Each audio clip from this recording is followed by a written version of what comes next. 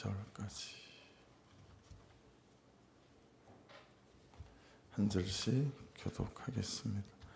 모세가 그의 장인 미디안 제사장 이드로의 양떼를 치더니 그 떼를 광야 서쪽으로 인도하여 하나님의 산 호렙에 이르매 여호와의 사자가 떨기나무 가운데로부터 나오는 불꽃 안에서 그에게 나타나시니라. 그가 보니 떨기나무에 불이 붙었으나 그 떨기나무가 사라지지 아니하는지라. 이에 모세가 이르되 내가 돌이켜 가서 이 큰 광경을 보리라. 떨기나무가 어찌하여 타지 아니하는고 하니 그때에 여호와께서 그가 보려고 돌이켜 오는 것을 보신지라. 하나님이 떨기나무 가운데서 그를 불러 이르시되 모세야 모세야 하시매 그가 이르되 내가 여기 있나이다. 하나님 이르시되 이리로 가까이 오지 말라. 내가 쓴 곳은 거룩한 땅이니 내 발에서 신을 벗으라. 또 이르시되 나는 내 조상의 하나님이니 아브라함의 하나님 이삭의 하나님 야곱의 하나님이니라. 모세가 하나님 배웠기를 두려워하여 얼굴을 가리매 여호와께서 이르시되 내가 애굽에 있는 내 백성의 고통을 분명히 보고 그들의 감독자로 말미암아 부르심을 듣고 그 근심을 알고 내가 내려가서 그들을 애굽인의 손에서 건져내고 그들을 그 땅에서 인도하여 아름답고 강대한 땅 젖과 꿀이 흐르는 땅 곧 가나안 족속 헷 족속 아모리 족속 브리스 족속 히위 족속 여부스 족속의 지방에 내려다 하노라. 이제 가라. 이스라엘 자손의 부르짖음이 내게 달하고 애굽 사람이 그들을 괴롭히는 학대도 내가 보았으니 이제 내가 너를 바로에게 보내어 너에게 내 백성 이스라엘 자손을 애굽에서 인도하여 내게 하리라. 모세가 하나님께 아뢰되 내가 누구이기에 바로에게 가며 이스라엘 자손을 애굽에서 인도하여 내리이까. 하나님이 이르시되 내가 반드시 너와 함께 있으리라. 내가 그 백성을 애굽에서 인도하여 낸 후에 너희가 이 산에서 하나님을 섬기리니 이것이 내가 너를 보낸 증거니라. 아멘. 내러티브한 주력길로 모니까요. 새벽 시간에 말씀을 다 이렇게 해석하기가 좀 시간이 부족해서 되는 데까지만 말씀을 나누고 여러분들이 좀 잘 묵상하셨으면 좋겠고 중요한 것들은 좀 잘 집어서 같이 묵상을 했으면 좋겠다 싶습니다. 1절 보시면 모세가 그의 장인 미디안 제사장 이드로의 양떼를 치더니 그때를 광야 서쪽으로 인도하여 하나님의 산 호렙에 이르매 모세가 그의 장인 미디안 제사장 이드로의 양떼를 치더니 이 말씀을 보시면 모세는 참 묵묵한 사람이다 라는 걸 알 수 있어요. 왜냐하면 40년을 이렇게 묵묵하게 살지 않았습니까? 그렇죠? 어제 말씀 2장 22절에 내가 타국에서 나그네 되었음이라. 이 모세의 고백은 지금 이것이 나의 현재다 라는 자기 현실에 대한 인정이다라고 우리가 말씀을 나눴죠. 현재 자기를 인정하고 현재 자기 삶을 인정하고 거기서부터 다시 시작하는 사람. 와신상담 아니고 절치부심 아니고 권태중래 아니었다. 내가 타국에서 나그네 되었음이라 라고 하는 이 모세의 고백은 자기 죄가 들렸고 또 자기 죄가 보였고 해서 자기 죄를 인정하는 사람의 고백이다 라는 것이었죠. 그는 잘 변하지 않을 것입니다. 나에게 상처를 주었고 상처를 주고 있고 또 앞으로도 상처를 줄 그 사람이나 이 현실이 말이죠. 이것이 우리가 가진 사실이고 현재죠. 그렇죠? 그래서 힘이 든다. 우리가 그런 현재 속에서 그 현재를 같은 시간과 공간 속에서 그와 함께 우리가 살아내야 되니까 힘이 드는 거죠. 더구나 에스겔 16장 6절에서 너는 피투성이라도 살아있으라. 이 말씀에는 우리가 그렇게 원하는 언제까지 또는 조금만 더 이런 약속은 전혀 없다라고 하는 거였죠. 모세는 그런 현재를 묵묵하게 그냥 살아내고 또 받아냅니다. 그런데 그런 현재를 묵묵함으로 살아내는 모세의 묵묵함 속에 무엇이 있습니까? 하나님의 개입하심이 있고요. 하나님의 뛰어들어오심이 있다라는 거죠. 모세 그가 그냥 평소에 그가 하던 대로 가던 대로 양떼를 몰았던 것 같지만 하나님 그 평범함 속에서 모세의 마음과 생각에 뛰어들어오셔서 모세는 우연히 갔지만 하나님 편에서는 하나님의 섭리로 모세의 인생의 결정적인 사건이 되는 바울 사도의 다메섹 사건에 필적할 만한 호렙산 사건이 시작이 됩니다. 그때를 광야 서쪽으로 인도하여 하나님의 산 호렙에 이르매, 이런 말씀을 잘 보십시오. 모세는 양떼를 인도했고요. 하나님은 모세를 인도했습니다.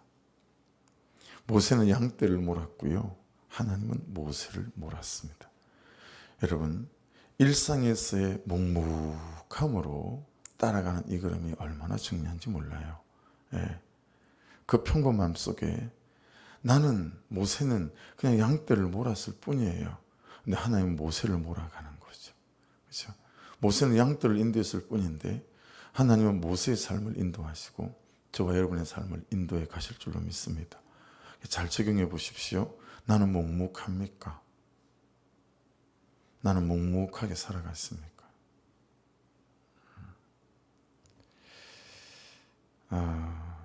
고난 앞에서도 묵묵하게 내가 서 있어야 될 내 삶의 자리에 서 있고 내가 가야 할 길을 쉬 벗어나지도 내던지지도 않잖아요. 모세는. 그러면 그때 어떻게 되죠? 이런저런 고난들이 하나님의 말씀이 들리게 하는 고난이 됩니다.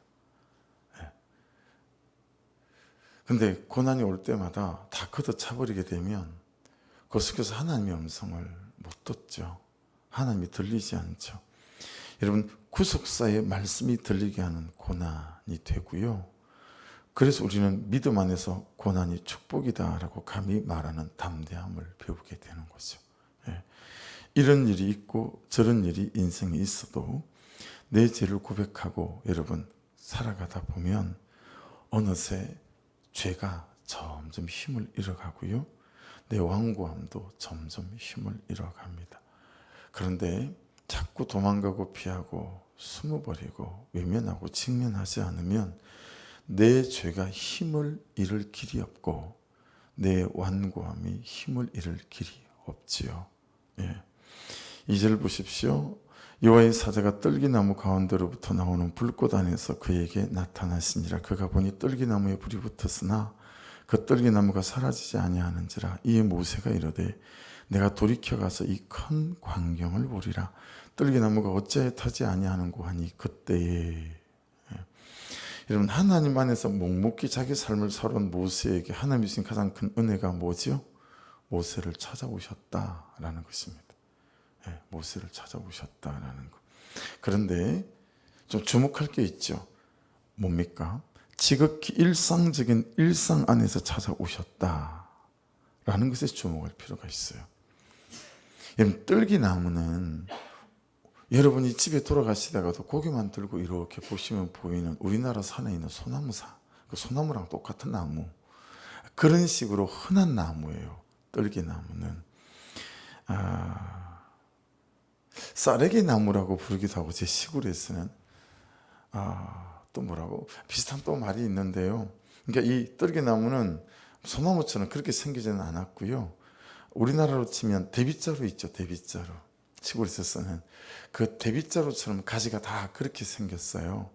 쌀래기 나무 이렇게 우리는 불렀는데, 그래서 그 나무 잘라다가 말려서 빗자루 만들고, 우리 집은 앞도 대밭이고 뒤도 대밭이었기 때문에 우리 집은 원래대로 대나무 가지로 빗자루를 만들어서 썼지만 이 쌀래기로 빗자루도 많이 만들어 썼거든요. 근데 이 쌀래기 나무가 우리나라 산의 소나무처럼 흔한 나무기도 했지만, 그래서 이 쌀래기 나무는 불에 굉장히 잘 타는 나무예요. 그래서 광야에서 이 뜨거운 중동 광야에서 쌀래기 나무, 이 떨기나무가 햇빛에 불이 타는 경우도 종종 제법 자주 있는 일이었다라는 거예요. 그래서 목동들은 이 양을 몰고 다니면서 이 떨기나무가 풀붙는 것을 보는 게 한두 번이 아니에요. 그냥 흔한 일상적인 일이에요. 이해되시죠? 그러니까 여러분, 모세를 찾아오셨는데 너무 자주 보는 일상적인 떨기나무, 그리고 그 떨기나무가 불에 타는 것도 너무 일상적인 그런 평범함 속에, 그 일상 속에서 모세에게 찾아오셨다라는 것입니다. 그리고 지금도 모세는 다른 일 하지 않고 그냥 양떼를 몰고 풀무기로 갖고 있는 충 아닙니까? 그죠? 여러분, 모세가 양을 치는 그 아무것도 아닌 그 양치기라는 일상, 목독이라는 일상을 예배를 드리듯 살았기 때문이 아니겠습니까? 여러분, 그리스도인의 신앙과 믿음의 최대석은 이원론입니다. 이원론. 예배는 거룩해야 하고 삶은 세상 사람들이 사는 방식대로 저울을 속이고 말을 속이고 그래야 살아남는다는 이원론입니다. 설거지는 하찮고 묵상과 기도와 예배는 중요하고 이원론입니다. 우선순위는 있지요. 그래서 보세요. 십자가처럼 하나님과 나와의 관계, 수직적인 관계 안에서 그분으로부터 은혜를 공급받고 성령으로 충만함을 받아 여기에 살아계신 하나님이 살아계신 하나님으로 살아계시게 하는 것, 이게 우선순위죠. 그래야 삶의 현장 속으로 나아가서 잘 삶을 은혜로 살아낼 수 있으니까요. 순서는 분명히 맞아요. 그러나 여러분, 이건 중요하고 이건 중요하지 않아, 이거 이원론이 되면 곤란해요. 여러분의 설거지도 예배고요, 여러분의 직장도 예배고, 직장으로 가는 걸음도 예배하러 가는 걸음인 줄로 믿습니다. 성도가 하는 모든 일은 예배입니다.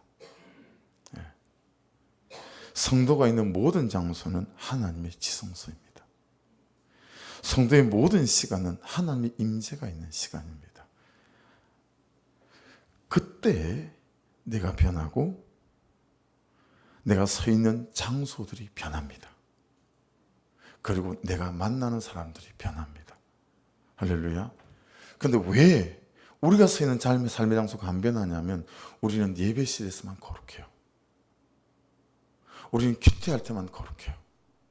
우리는 기도할 때만 거룩해요. 그러니 내가 만나는 사람이 나를 통해 변할 일이 없고, 내가 서 있는 장소가 거룩한 장소로 변할 턱이 없습니다. 여러분, 이원론은 그리스도인의 가장 큰 원수 대적 마귀예요. 여러분, 설거지 하시고 직장으로 걸어가는 걸음 속에 여러분이 예배하는 마음으로 살아가시는 은혜가 있기를 주의 이름으로 축복합니다. 그때 내가 서 있는 장소들이, 내가 만나는 사람들이 하나씩 하나씩 여러분의 뒤에 줄을 서기 시작해요. 내가 사는 대로 살고 싶은 거죠. 내가 걸어가는 걸음을 따라가고 싶은 거죠. 그렇게 내 일상 속에서 그들은 나를 통해 하나님을 만나고 나를 통해 하나님을 보는 거죠.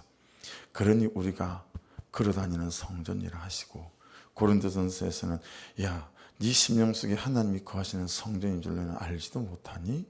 라고 우리에게 말씀하신 거 아니겠어요? 불이 타오르는데 아무런 땔감을 필요로 하지 않는 것은 스스로 존재하시는 하나님을 말씀하시는 거고요.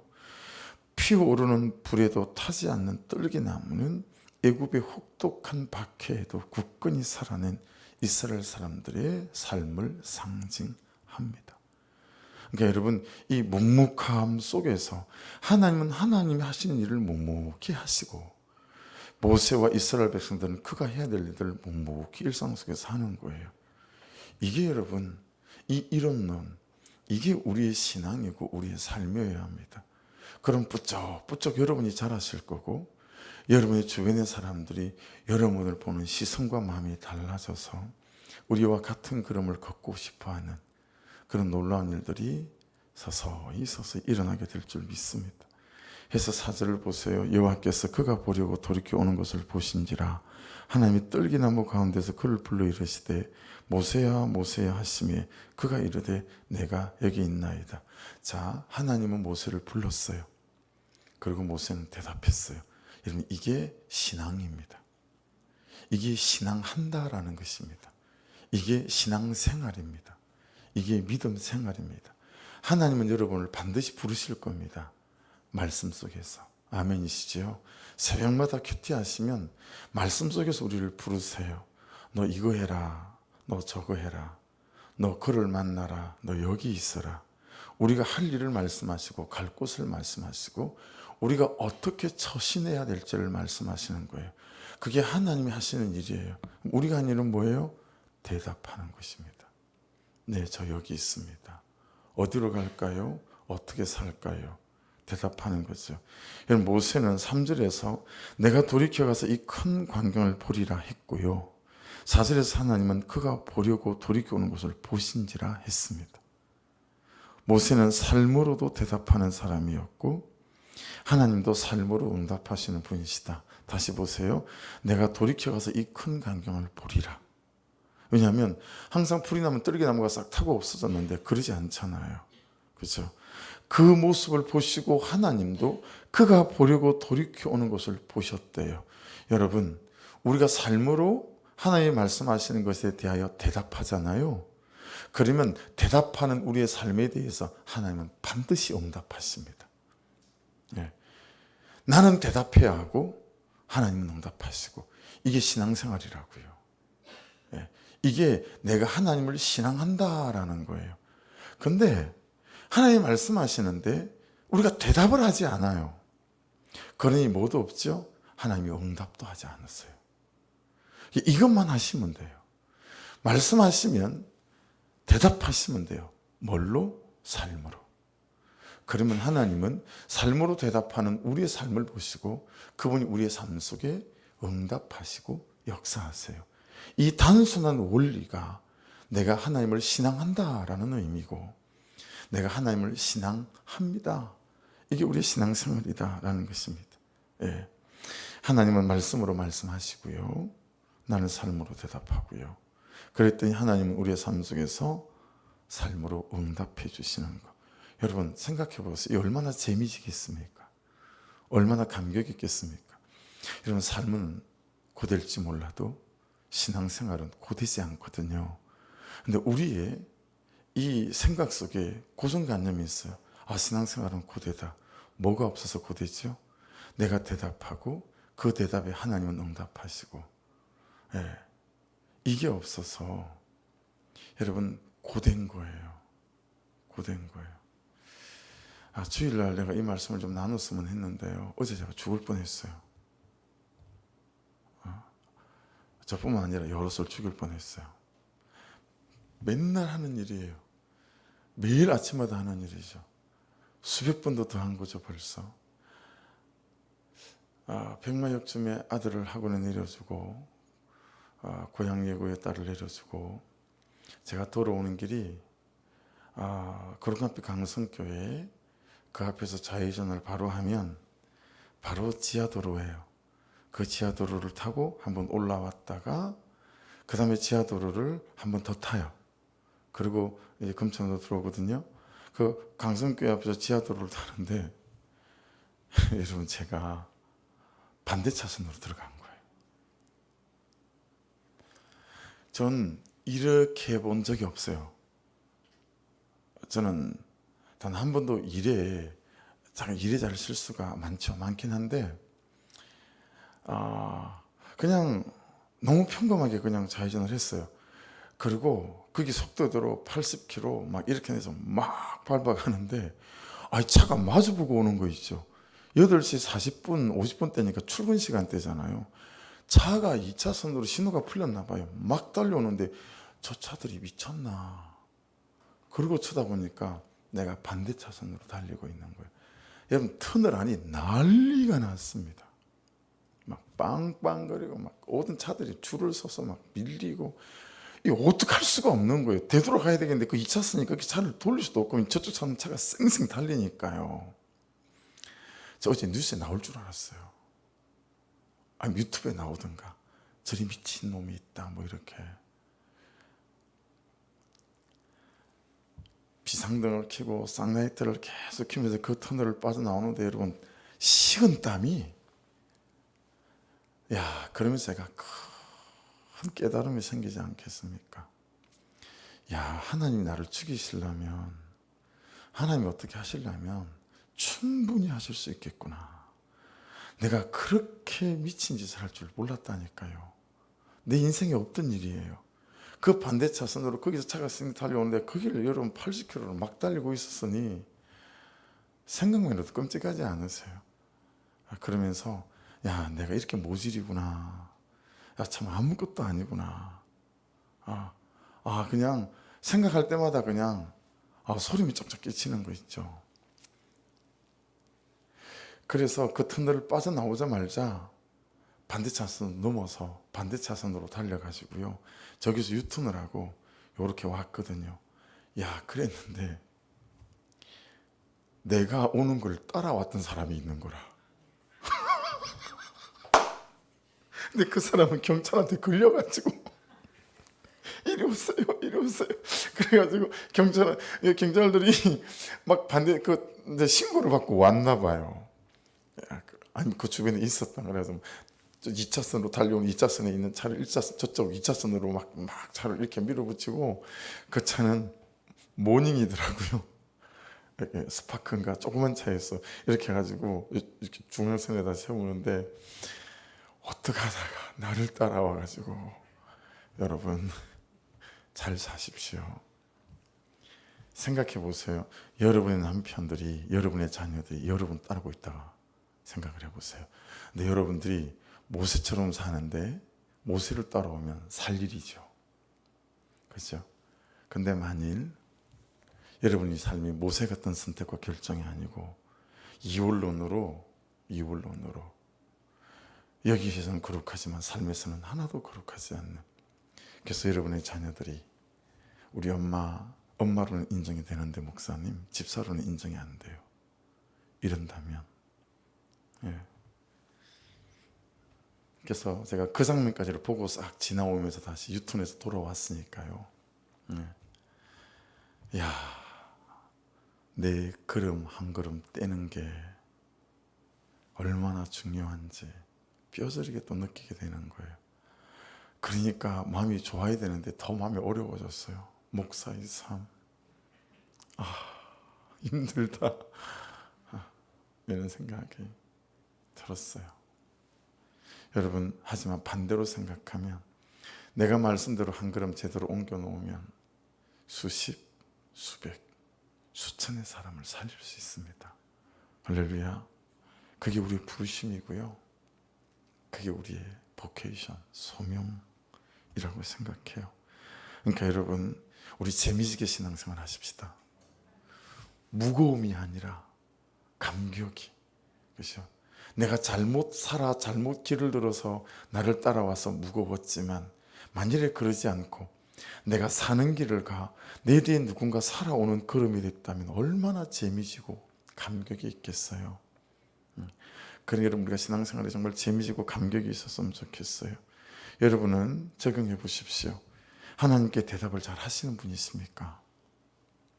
삶으로, 말로만 대답하십니까? 아니면 삶으로 대답하십니까? 우리 애들한테 말하면요, 알았어 막 이렇게 얘기해요. 또 뭐 이렇게 얘기해요. 여러분들하고 저도 하나님 말씀하시는데 알았어요, 알았어요 영감님 막 이러면 곤란하잖아요. 여러분, 가만 오늘 말씀이 나에게 뭐라고 말씀하셨지는, 주님, 제가 하나님의 말씀에 대하여 삶으로 대답하겠습니다 하는 우리의 가장 기초적인 고백입니다. 할렐루야. 그거 우리가 연습하고 있는 거예요. 그래서 오늘부터 여러분 가만 정말 목숨 걸고 잘 좀 올렸으면 좋겠어요.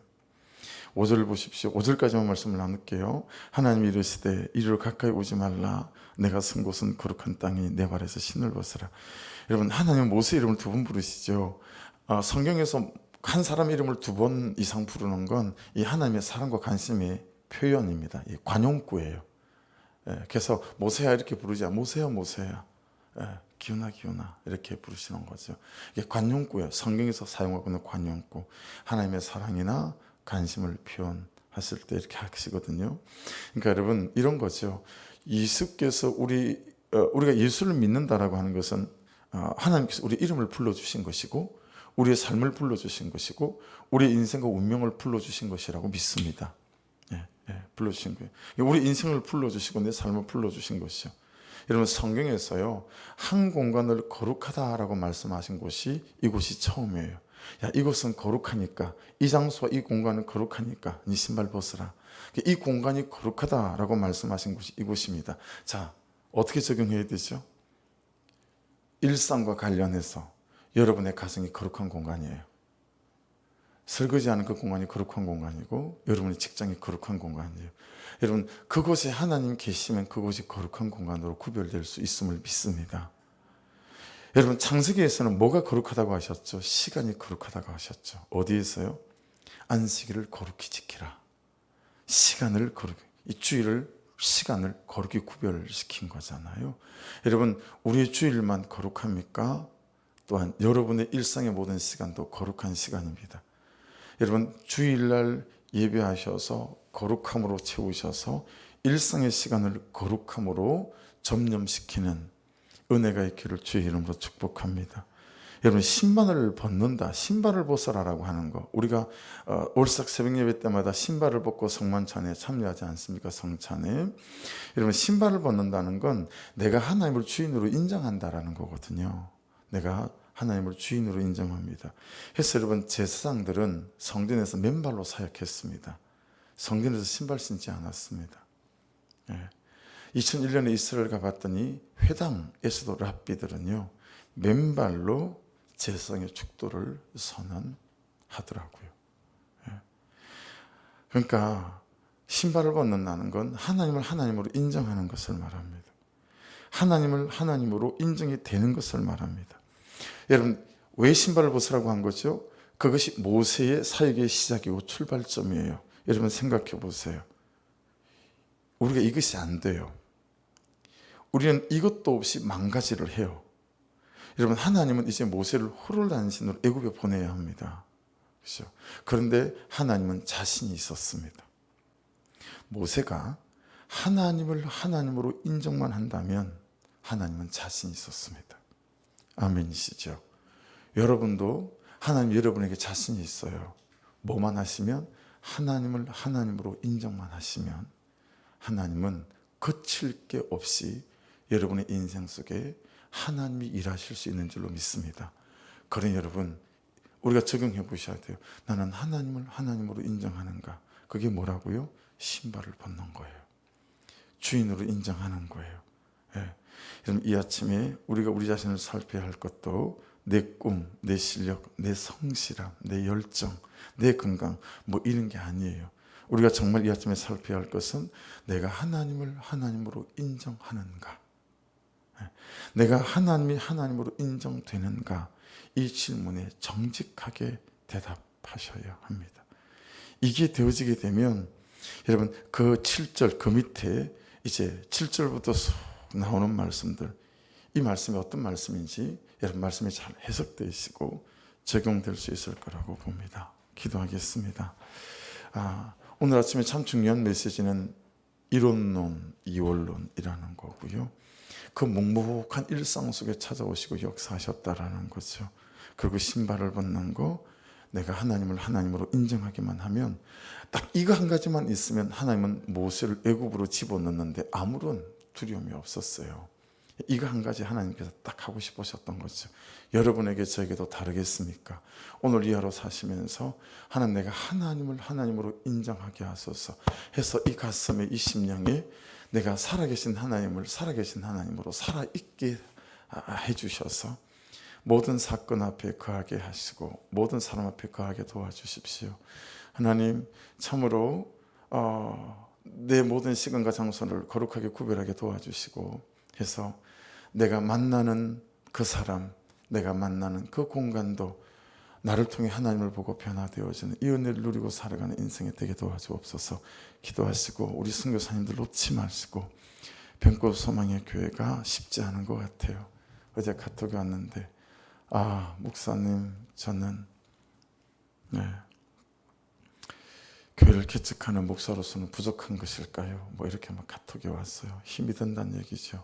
중보해 주시고 우리 예배 속에 보이지 않는 분들 또 축복해 주시고 그들의 영혼을 또 위해서 기도해 주시고 이 도시와 도시형을 자유케 하는 사명자들을 보내시고 또 일어나게 하여 주옵소서. 우리 주여 한번 부르고 기도하십시다. 주여! 수련회들을 위해서도 기도해 주시고 오실 전도사님을 위해서도 기도해 주시길 부탁을 드립니다. 아버지 감사합니다. 오늘도 생명 같은 말씀을 우리 가운데 허락해 주시옵소서.